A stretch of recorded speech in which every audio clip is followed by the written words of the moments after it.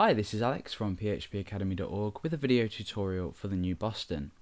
In this video we're going to be taking a look at creating something like this where we have a couple, maybe 3 or 4 forms, obviously depending on how many you need, and we're going to be assigning a minimum limit to them. Now I've just labelled these 5 and 10, but obviously these might be something like username or password or address, you know, any kind of data.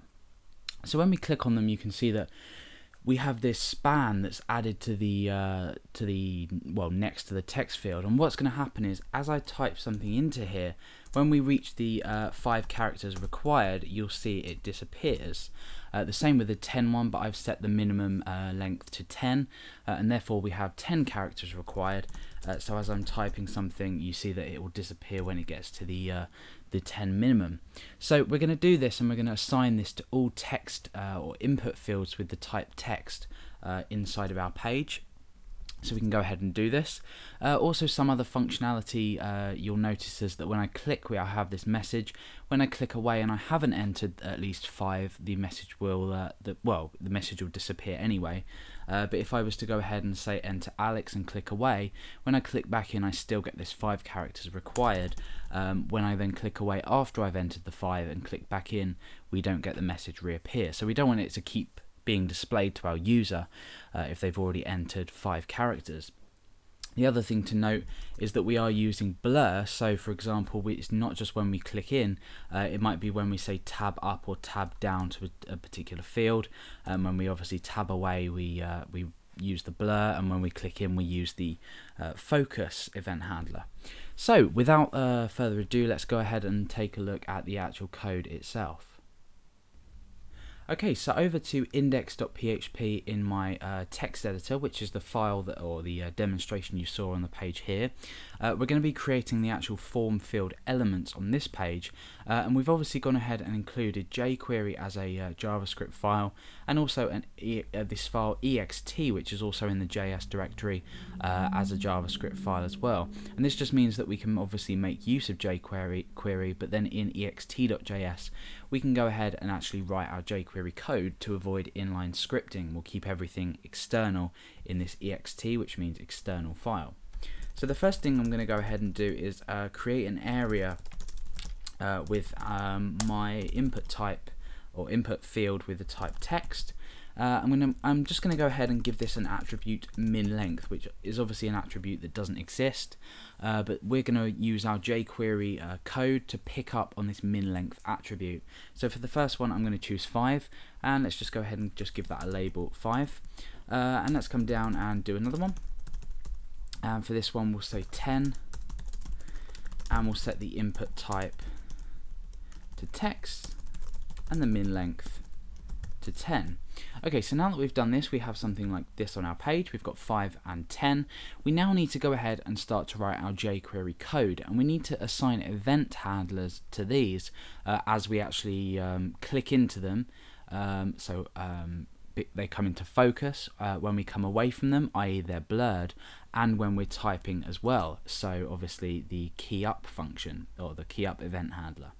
So inside ex.js, the first thing we want to go ahead and do is use document.ready as we would with all of our jQuery code, just to make sure that the DOM is available and we can start to use,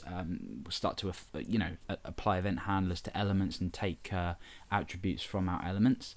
So the first thing we want to go ahead and do is actually use a jQuery selector to select all text fields on the page, so all input fields with the type text. So we do this just using a standard notation for a selector, and inside of here we choose input. Obviously this would select all input fields on the page, but what we want to go ahead and do is in brackets specify type equals text, and this will select all input fields with the type text on the page. Obviously you could go ahead and individually reference these. For example, you could use .class, and if these had a particular class, for example class equals class, obviously class here would be picked up here, but I think it's important to go ahead and select all of them, and if you don't I've just removed a bit more than I needed to. If we don't go ahead and specify a minimum length, then our application or our input field won't be affected. So the first thing we want to go ahead and do is apply the event handler focus to this. And inside here, we're going to go ahead and create a function, and we're just going to bring that down a bit. So on focus, we want something to happen.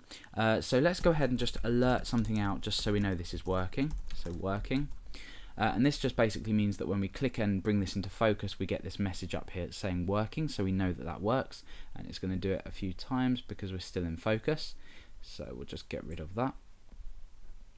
Okay, so let's go ahead and just get rid of that and refresh our page. Okay, so now that we know that the focus event handler is working, what we want to do is create sort of like a not a pseudo variable, but a sort of variable called this val, and that's going to equal to this, and essentially this just references the current element that we're on, and now we can use this underscore val to reference the current text field that we're on. That's essentially what we're doing there.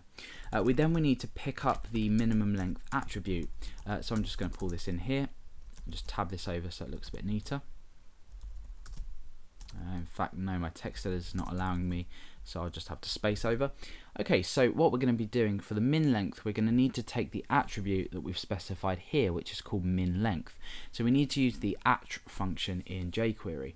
So I'm just going to say this underscore cell, remember selecting this here, dot attr, which obviously stands for attribute, and then we specify the attribute name, which is min length. So now what I'm going to go ahead and do is I'm just going to alert out min length, and we can see that when we select this, we're taking this dot attribute min length and we're just alerting it out.